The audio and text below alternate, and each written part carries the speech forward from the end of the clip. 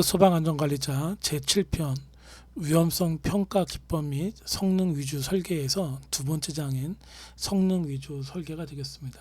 제가 좀 잘 모르는 그러한 분야가 되겠습니다. 함께 오답인지 아닌지 책에 나와 있는 설명으로 제가 설명하면서 여러분들이 좀 파악해 보시면 좋을 것 같습니다. 자, 성능 위주 설계의 개념으로 가장 적절한 것은 그랬는데, 법규에서 정한 획일적인 기준을 따르지 않고 건축물의 특성을 고려하여 피난과 화재 안전을 과학적으로 분석하여 설계하는 방법을 말합니다. 이는 화재 시뮬레이션, 피난 분석 및 구조적 안전 평가 등을 활용하여 성능 목표를 충족시키는 그런 방식이 되겠습니다. 따라서 답은 3번입니다. 화재 시 피난 안전성과 소방 성능을 정량적으로 평가하는 그런 설계 방식이다. 성능 위주의 설계는 그러하다. 자, 2번입니다. 성능 위주의 설계가 적용되는 건축물의 기준으로 올바른 것은 2번인데요. 높이가 100m 이상 또는 30층 이상의 초고층 건축물이 되겠습니다. 자, 건축법 시행령 및 소방시설법에 따라 초고층 건축물 높이가 100m 이상 또는 30층 이상, 다음에 지하연계 복합 건축물, 다음에 특수목적 시설물 등은 성능 위주의 설계를 적용해야 합니다. 3번입니다. 성능 위주의 설계를 적용할 때 가장 중요한 평가 요소는 피난 안정성, 화재 확산 방지, 구조적 안정성이 되겠습니다. 성능 위주 설계에서 고려해야 할 중요 성능 목표가 있는데, 그 첫 번째가 피난 안전성을 확보하고 그다음에 화재 발생 시 인명 피해를 최소화하는 것입니다. 두 번째는 화재 확산 방지하는 것입니다. 불이 건물 전체로 퍼지는 것을 방지하는 것입니다. 세 번째는 구조적 안정성을 유지하는 것입니다. 화재로 인한 붕괴를 방지하는 것이다, 이렇게 말할 수 있겠습니다.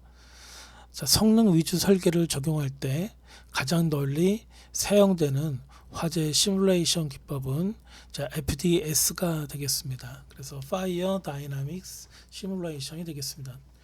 자, 이 FDS Fire Dynamic Simulation, 이것은 화재의 열과 연기 흐름을 시뮬레이션하는 그런 프로그램으로 건축물 내 화재 발생 시 연기의 확산, 온도 변화, 피난 가능 시간 등을 분석하는 데 사용됩니다. 답은 그래서 1번입니다.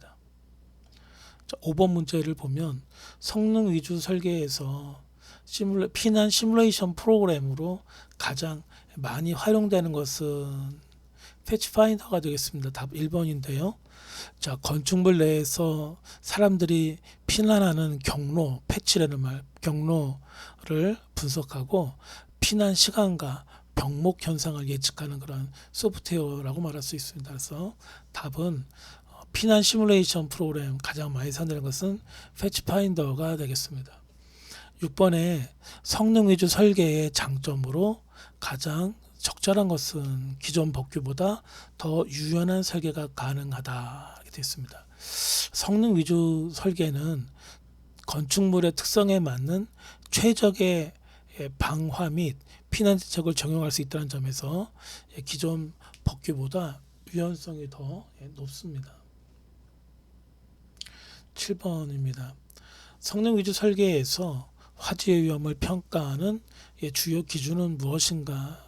자, 화재 하중, 연기 확산, 피난 가능 시간, 자, 이런 것들이 되겠습니다. 자, 성능 위주 설계에서는 화재 하중, 연기 확산, 피난 가능 시간 등을 정량적으로 평가하여 위험도를 판단합니다. 8번을 보면 성능 위주 설계에서 가장 많이 사용되는 화재 시뮬레이션 도구는 조금 전에 말씀드렸던 Fire Dynamic Simulation FDS라고 말씀드렸죠. 이 FDS는 연기 흐름과 화재 확산을 정밀하게 분석할 수 있는 대표적인 그런 도구이다라고 말할 수 있겠습니다. 9번을 보면 피난 안전성을 평가할 때 고려해야 할 요소는 이렇게 되어 있습니다. 피난 계획의 효과성을 위해 피난 가는 시간과 경로의 확보 여부가 필수적으로 검토됩니다. 따라서 답은 3번 피난 시간, 피난 경로가 되겠습니다. 10번 성능 위주 설계를 법적으로 적용해야 하는 건축물은 초고층 및 지하연계 복합 건축물이 되겠습니다. 법령에 따라 일정 규모 이상의 초고층 건물 및 지하연계 복합 건축물은 성능 위주 설계가 의무화됩니다.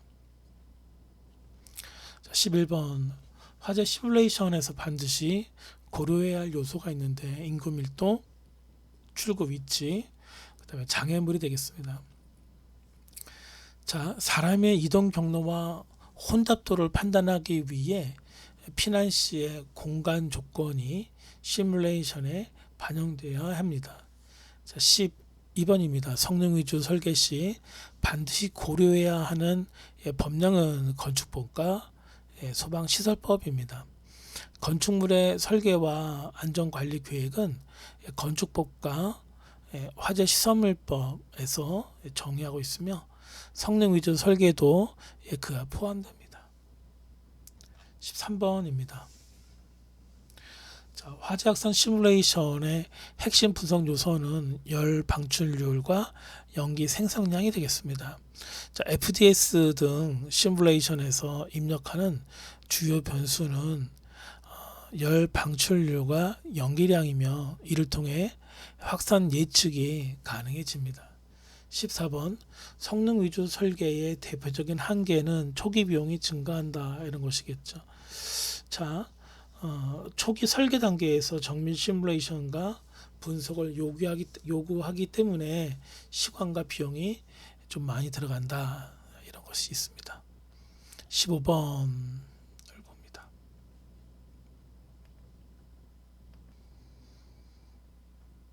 15번 성능 위주 설계가 법적 기준을 충족했는지를 확인하는 방법은 성능 검증 보고서가 되겠습니다.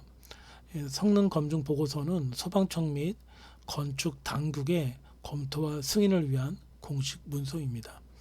16번 성능 위주 설계에서 화재 확산에 영향을 미치는 외부 요인은 기후, 그다음에 바람 방향 이런 것들입니다. 연기나 화염이 외부로 퍼질 수 있는 조건이므로 기후 조건, 풍향은 중요한 변수가 되겠습니다. 17번을 봅니다. 피난 경로 설계에서 가장 중요한 요소는 무엇인가? 피난 시간은 인명 안전과 직결되므로 병목 구간 없이 빠른 탈출이 가능하도록 설계하는 것이 핵심입니다. 따라서 답은 피난 시간의 최소화, 답은 3번입니다. 18번을 보면 성능 위주 설계와 코드 기반 설계의 가장 큰 차이가 무엇이냐? 기존 설계는 규정 중심인 반면 성능 위주 설계는 실제 성능 데이터를 시뮬레이션으로 검토합니다. 그래서 가장 큰 차이가 무엇이냐? 정량적 분석 여부가 되겠습니다. 자, 19번 문제입니다. 성능 위주 설계를 수행하는 전문가가 주로 수행하는 역할은 화재 안전성 평가가 되겠습니다. 자, 성능 위주 설계의 핵심은 정량적인 화재 안전성 평가이며 이 작업은 관련 자격을 갖춘 전문가가 수행합니다. 자, 20번을 봅니다. 성능 위주 설계의 법적 근거로 명시되는 것은 건축법 시행령에서 성능 위주 설계의 대상, 범위, 그다음에 검토 기준 등을 명확하게 규정하고 있습니다. 좀 쉬었다가 21번부터 마무리하도록 하겠습니다.